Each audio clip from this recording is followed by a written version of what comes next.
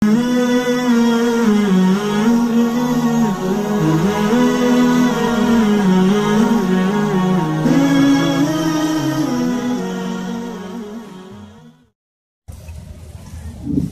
sholli wa sallim ala sayyidina Muhammad.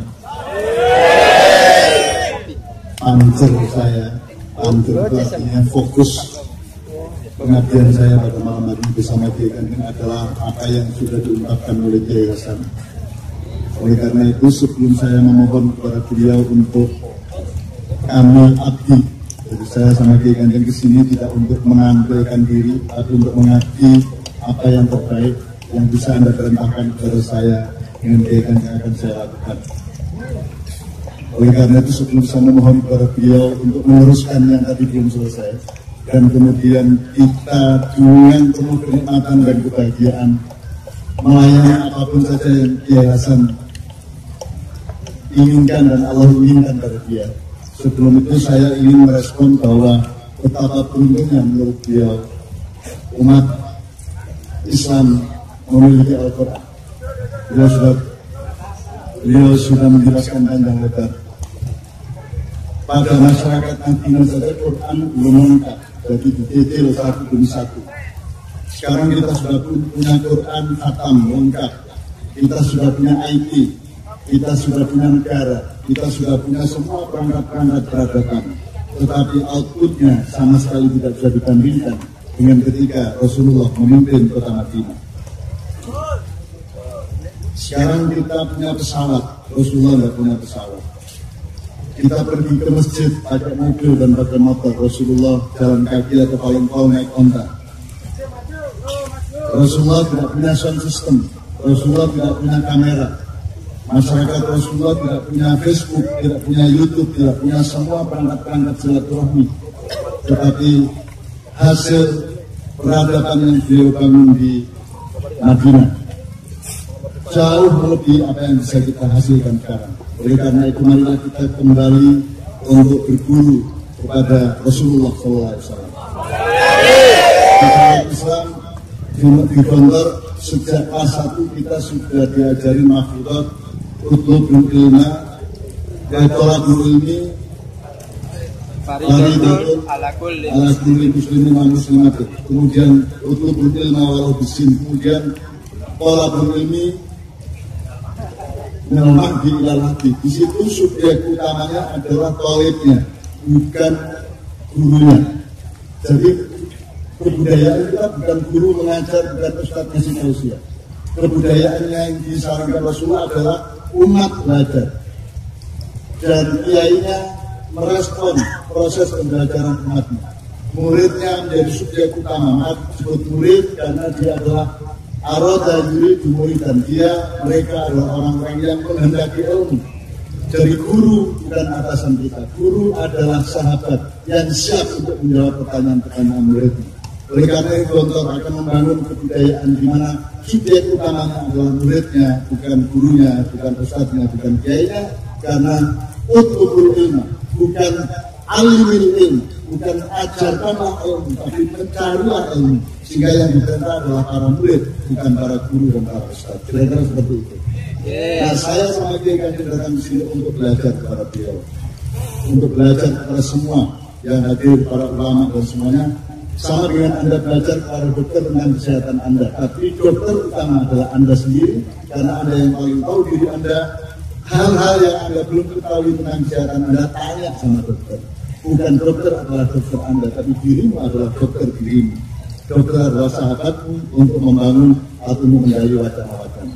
Oleh karena itu, berdasarkan semakin maraknya tahfidzul Quran di mana-mana.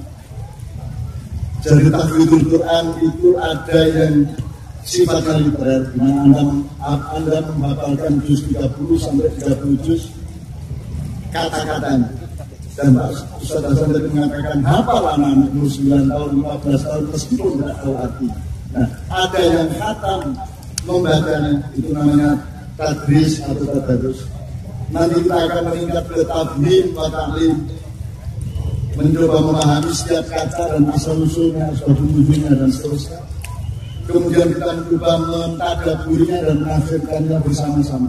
Kemudian kita meningkat ke taklim, takrif, tidak hanya mengetahui apa isi Quran dengan kata-katanya itu, tetapi mencoba menyelaminya, mengeksplorasinya, dan mengembarai makna-maknanya. Setelah taklim dan takrif, taklim itu pembelajaran yang luas, takrif pembelajaran yang mendalam. Kira-kira seperti itu, karena setiap bangunan harus tinggi dan mendalam. Semakin tinggi harus mendalam akarnya, dan semakin lebar pondasinya, makin tinggi itu bisa dibangun. Itulah sunnatullah terhadap gravitasi dan keseimbangan, atau dalam Islam disebut tawazun atau wasut. Setelah taklim atau takrif, kita akan sampai pada takjib. Takjib adalah bagaimana Al-Quran dijadikan peradaban hidupnya. Bagaimana ketika engkau bangun tidur atau ketika tidur sampai mandi, sampai mengurusi anak, mengurusi bapak ibu, itu semua dengan peradaban Al-Quran. Oleh karena itu, khatmil Quran itu tidak hanya hafal, tetapi juga ada tahap-tahap di mana kita khatam maknanya sedikit, kemudian kita kembangkan bisa khatam pada tahap berikutnya. Bagaimana kelas 1, khatam kelas 2, khatam kelas 3, khatam kelas 4, dan seterusnya. Kita tidak pernah khatam total, tapi kita akan terus menghatamkan setiap keperluan-keperluan dari Al-Quran yang Allah anugerahkan kepada kita. Saya mohon dengan sangat, acara bentuk ini akan menjadi trigger, akan menjadi momentum di mana bangsa Indonesia, dan ini sudah dibimbing oleh Allah berdasarkan surat Al-Maidah ayat 54. 51-nya sudah terjadi di Pulau Seribu. Kita sekarang bergerak ayat 54. Anda baca tulisan di rumah Al-Maidah ayat 34, bahwa kalau orang pada murtad, kata Allah, aku akan mendatangkan kaum yang baru. Murtad itu bisa diartikan secara syar'i, yaitu keluar dari Islam, bisa diartikan secara budaya, yaitu bahwa Anda seharusnya melakukan tapi tidak melakukan, atau seharusnya tidak melakukan tapi Anda melakukan. Seharusnya Anda 5 tapi Anda rakus sampai 8. Seharusnya Anda 8 tapi Anda malas hingga hanya 5. Itu namanya murtad dalam arti budaya. Barang siapa murtad, maka aku, kata Allah, akan mendatangkan kaum yang baru yang aku mencintai mereka. Jadi bukan karena kumpul di sini, bukan nomor satu karena Anda mencintai Allah, tapi karena Allah mencintai Anda, dan Allah memberi hidayah untuk berkumpul di sini. Allah sudah utamanya, bukan kita semua. Dan karena Allah mencintai kita, maka kita pun mencintai. Kemudian kita punya dua sifat kata Allah, yaitu adillah alal muslimin wa aidah alal kafir. Adillah itu artinya berkasih sayang satu sama lain, bersama muslim. Muslim juga bisa syar'i, bisa relatif. Artinya setiap orang yang berbuat baik, apapun subjeknya, apapun identitasnya, itu sudah berbuat baik. Meskipun untuk lulus atau tidak di hadapan Allah, butuh sertifikasi KTP Islam atau tidak, terserah Allah. Kita tidak usah ngarang-ngarang, karena Anda bukan ponakan Allah dan bukan dosa Allah, dan bukan menantunya Allah. Kita semoga hidup kita itu la'allana. Kita tidak tahu persisnya. Yang tahu persisnya hanya Allah SWT. Kita hanya bisa bertingkat baik. Oleh karena itu, berkasih sayang sesama manusia, sesama umat Islam. Nah, umat Islam yang mana? Apakah yang 73 satu saja di antara, tapi yang 72 saja yang gontor itu termasuk 72 apa yang satu? Semua golongan mengatakan yang 72 ke arah-arah itu. Saya yang nomor 1 yang diterima oleh Allah, kan gitu. Kita sekarang belajar bersikap. Mudah-mudahan semua termasuk satu golongan yang diterima oleh Allah. Karena tawasul bil haqqi, tawasul bis sabr. Kita hanya bisa itu. Kalau persisnya bagaimana hanya Allah yang tahu. Dan oleh karena itu kita akan bertemu Allah, karena sekarang kita belum, tidak mungkin bertemu Allah dalam arti eksistensial dan zat yang kita berhadapan langsung. Meskipun Allah menjanjikan kita akan berwajah dengan Beliau, tapi yang bisa kita ketahui dari Allah sekarang adalah sifat-sifatnya, kehadirannya, kasih sayangnya, pertolongannya, kebijaksanaannya, perlindungannya, benar. Jadi yang kita ketemu sekarang dengan Allah adalah sifat-sifat atau asmaul husnanya. Allah rohimnya kena kita, Rahmannya kena kita, Karimnya kena kita, Qadirnya kena kita, karena kita agak nakal rezekinya di dalam ini sedikit sama Allah. Allah Al-Qadir kan gitu. Allah Al-Mudir, Allah menyesatkan kita karena kita memperangkat sehingga Allah menyesatkan kita, dan seterusnya. Nah, Allah yang sejati itu Anda tidak bisa ketemu kecuali Allah sendiri yang berinisiatif untuk memenuhi Anda. Sama dengan Anda tidak pernah tahu Allah kalau tidak ada Islam. Semua manusia di dunia tidak akan tahu Allah kalau tidak karena Islam. Sekarang ada 340 juta nama Tuhan. Selama peradaban manusia 340 juta. Ditambah 1, 341 yang satu itu Tuhan yang Maha Esa. Tanya sama pemimpin-pemimpin jaga sopo, semua maksud. Siapa yang mau masuk Tuhan yang Maha Esa itu siapa? Yang kamu maksud siapa? Allah Subhanahu wa Ta'ala, Ar-Rahman Ar-Rahim, apa Gusti Yesus, apa Yehova, apa Yahweh, apa Sang Yang Tunggal, Sang Yang Putih, Sang Yang Menang, yang mana? Which one? Mereka tidak akan bisa menjawab karena mereka juga tidak sungguh-sungguh urusan sama Tuhan yang Maha Esa. Mereka pakai topeng Tuhan yang Maha Esa supaya Anda memilih mereka. Itu toh. Oke, teman sekalian, Allah yang sejati. Anda menepuk tangan kesedihan Anda sendiri. Sama mungkin ini terakhir. Allah sendiri itu kalau dalam Al-Quran jelas lain saya kami beli. Kamu bayangin Allah kayak apapun Anda tidak tahu. Anda tahu di luar Islam semua cuma pendapat dan ngarang. Kalau Anda jumatan siapa yang dulu? Jelas Allah. Dan waktu itu cuma pendapat. Tolong belajar, anak-anak belajar. Malfartu bainal qat'i wa dhann. Kalau qat'i jelas Al-Quran. Ustaz Hasan sudah menjelaskan dijaga selama berapa abad oleh berjuta-juta orang yang hafal. Itu tidak mungkin hoax. Itu qat'i. Itu pasti. Tidak konotasi tapi denotasi. Tidak custom tapi default. Tidak karangan tapi pakem kalau Anda kenal. Nah, Al-Quran Islam itu jelas qat'inya. Surveinya doni. Apakah saya berdiri di sini ini dakwah atau bukan itu doni. Anda boleh sebut saya balik, boleh tidak. Dan itu tidak berdosa. Itu tergantung kepada Anda tidak usah menyuruh orang yang buta warna untuk membedakan mana merah mana hitam. Untuk buta warna. Dan begitulah ilmu di dunia ini dilihat oleh banyak sekali orang yang buta warna. Kiai Hasan termasuk di antara 200 mubalik yang direkomendasi oleh Kementerian Agama. Tidak termasuk, saya termasuk. Kenapa? Karena Kementerian Agama melakukan kesalahan besar. Itu kesalahan besar yang saya doakan bukan dosa karena saya tidak sah dimasukkan ke 200 itu. Saya tidak punya kompetensi ilmu agama. Saya makruf bin gontor kelas 3 4 bulan.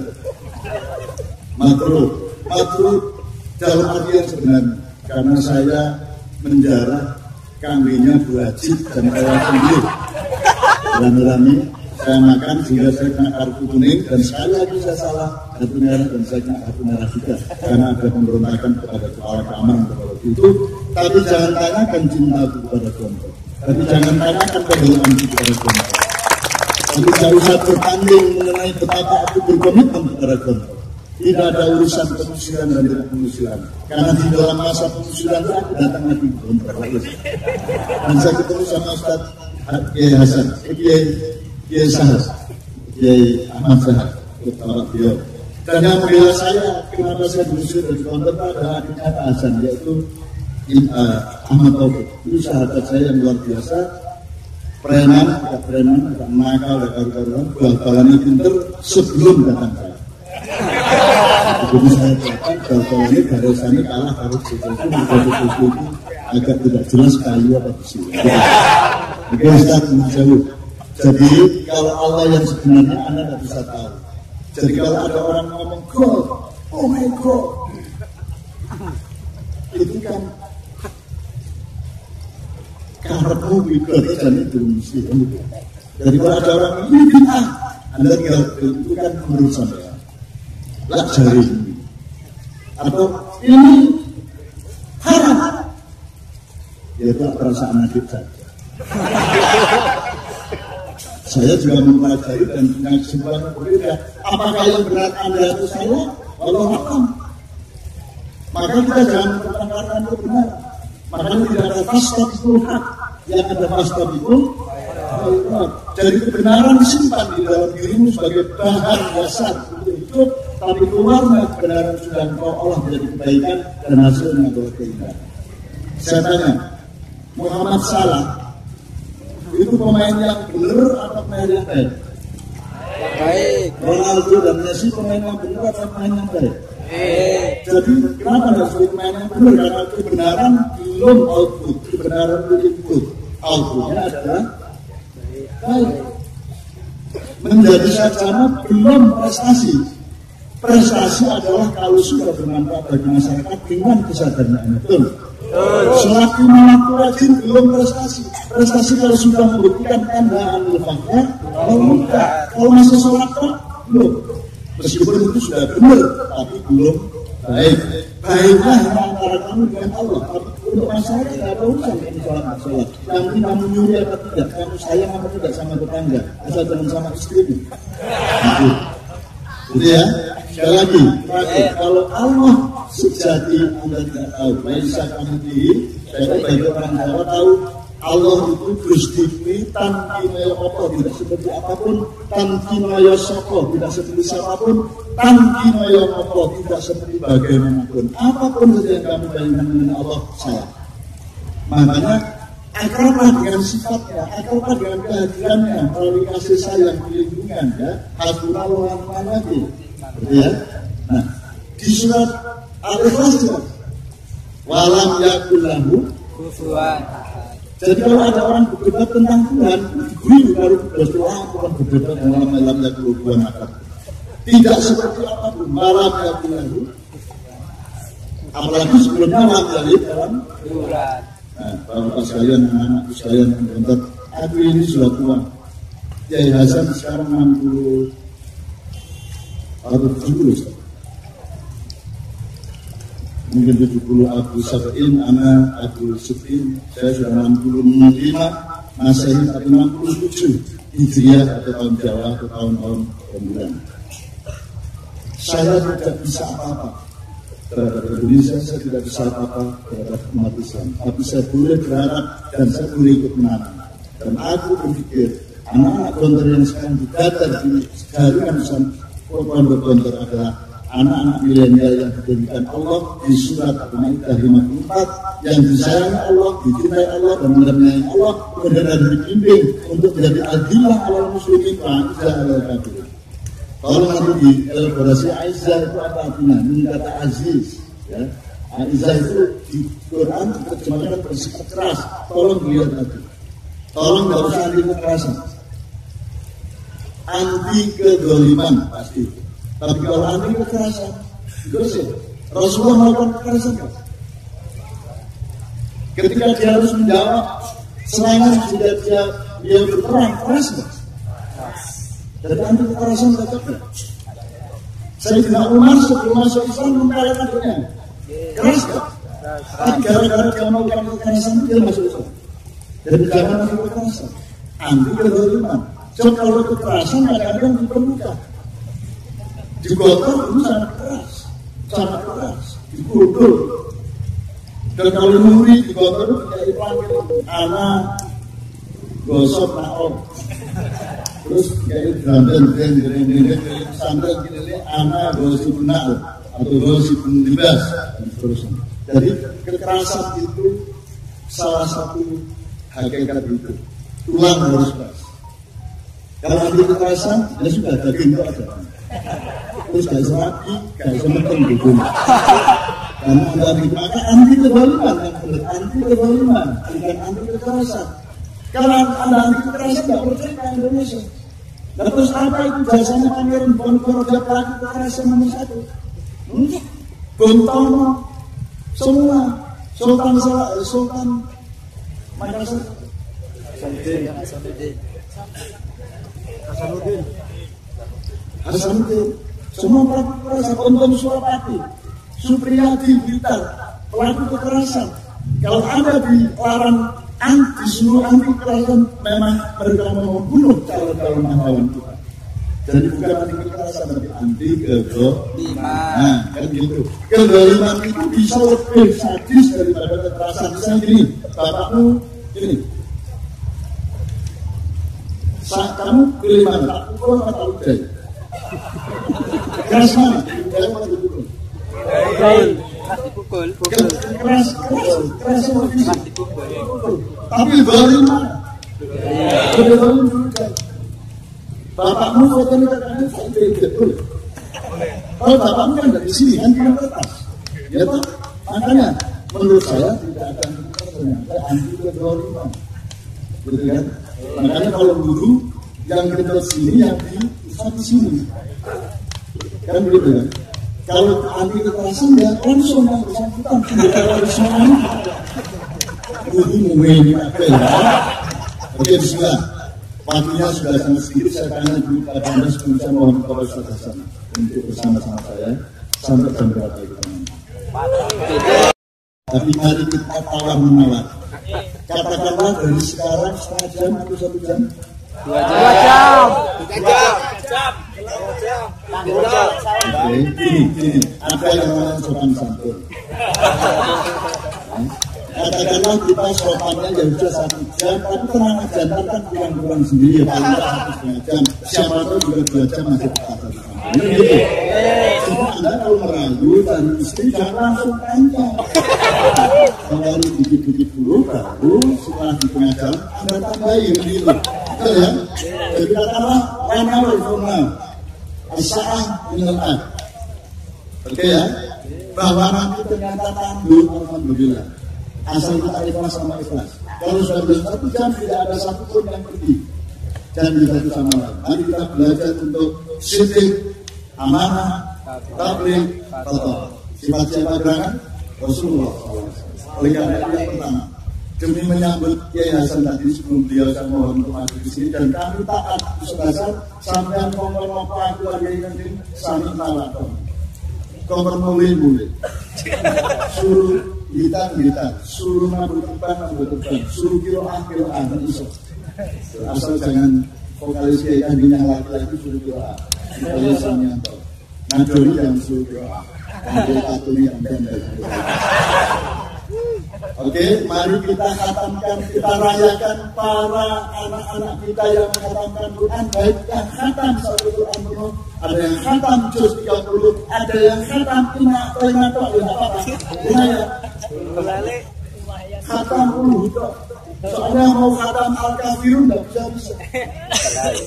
Wala ya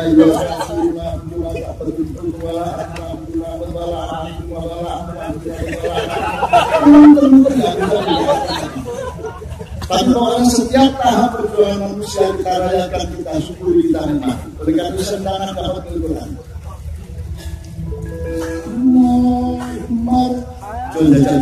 Allahumma hamda bil Quran. Sudah bisa ya. Oke.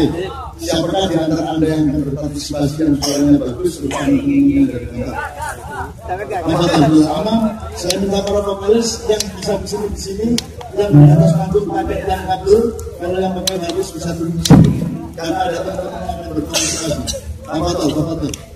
Tepuk tangan.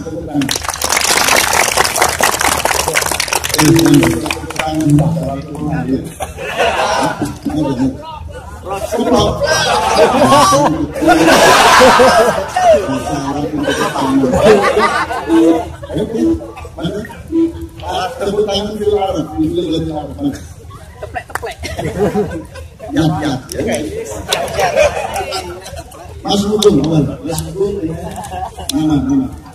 nama harga ini dari pengurus kita yang di sini atau dari mana? Arema. Aremanya itu min nafsin wahid. Ayatnya 1 jiwa. Kalau kita ada yang putih dari kota putih,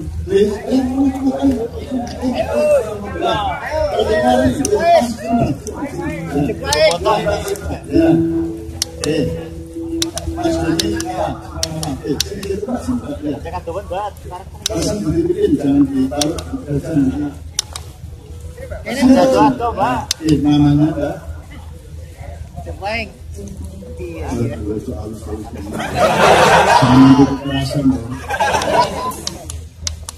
Mas Muki namanya siapa? Baik.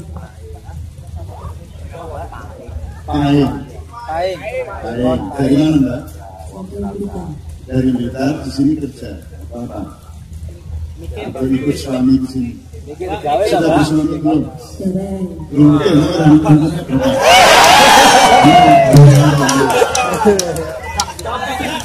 Oh, itu langsung semangat. Oke. Allahumma sholli wa sallim ala sayyidina Muhammad. Allahumma arhamna bil Qur'an.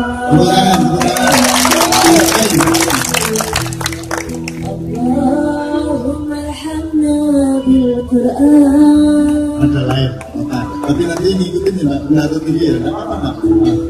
Bareng-bareng ya, bareng-bareng. Oke. Yuk bersama Rabin. Allahumma sholli wa sallim ala sayyidina Muhammad. Indonesia.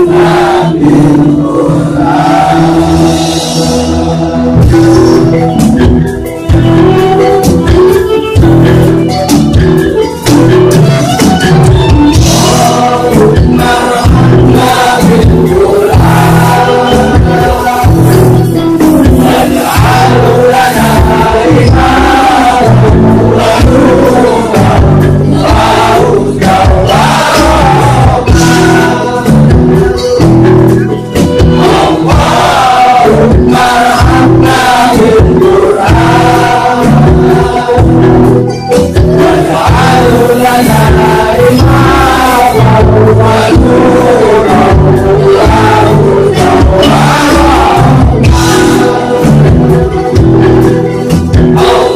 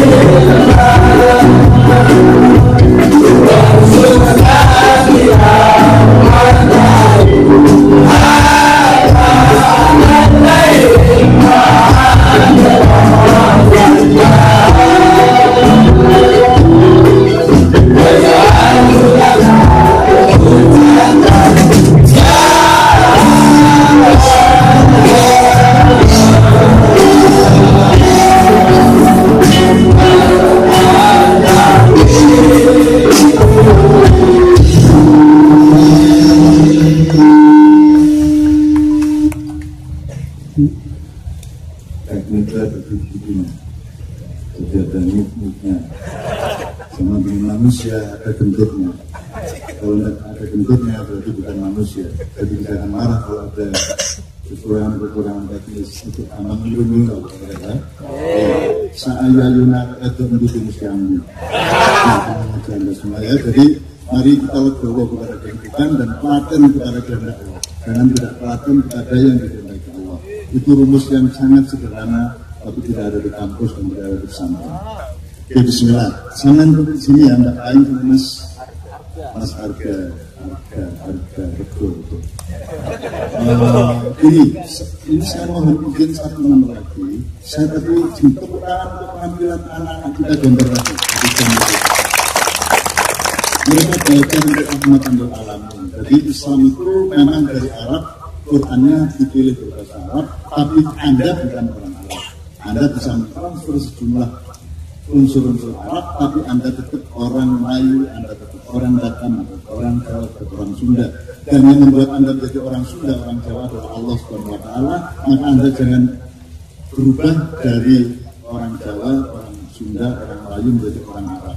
Tapi prinsip-prinsipnya adalah Al-Quran yang ditransfer kita melalui bahasa. Ya, jadi ini kita harus bisa pilih-pilih.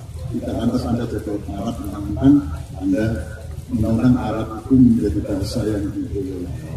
Oleh karena itu, mau pakai musik barat nggak apa-apa, mau pakai musik Jepang nggak apa-apa, mau pakai musik Rusia nggak apa-apa, tetapi harus kita Indonesiakan, harus kita Islamkan, harus kita jadikan bagian dari hiraf kita, harus jadi bagian dari perjuangan kita.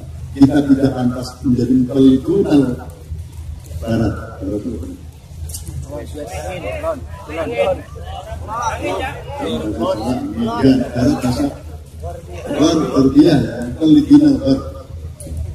Jadi kita orang Arab tidak usah jadi orang Jawa, orang Arab tidak usah jadi orang Sunda, orang Jawa juga tidak usah jadi orang Arab, kan gitu. Karena khalifah khilafah kita ya di Indonesia, orang Anda disuruh jadi orang Indonesia, nah, apa gitu loh.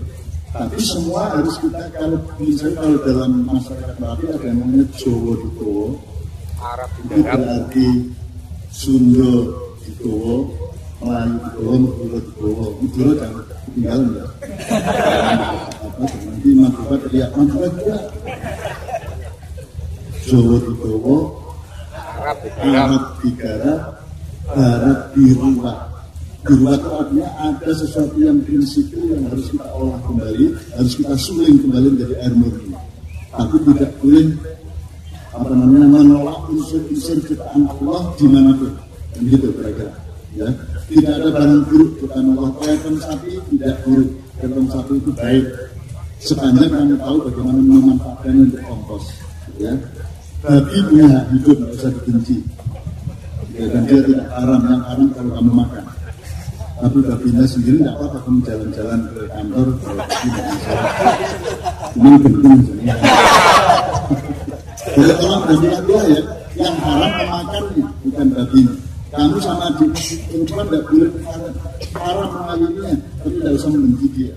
Kamu haram makan babi, tidak usah membenci babi karena babi ciptaan Allah. Dan Allah yang menyentil orang babi dan menyentil. Jadi kalau kamu mengejek babi, kalau kamu menghina babi dan membenci babi, berarti kamu sudah menghina terhadap penciptanya. Kira-kira gitu lah. Meskipun mencintai babi tidak lantas babi jangan kamarmu, jangan sekolah, jangan Jumatan, kandang di luar. Ya, tapi pokoknya semua ada kadarnya masing-masing. Oleh karena itu saya minta satu nomor gabungan antara Madura dengan Barat.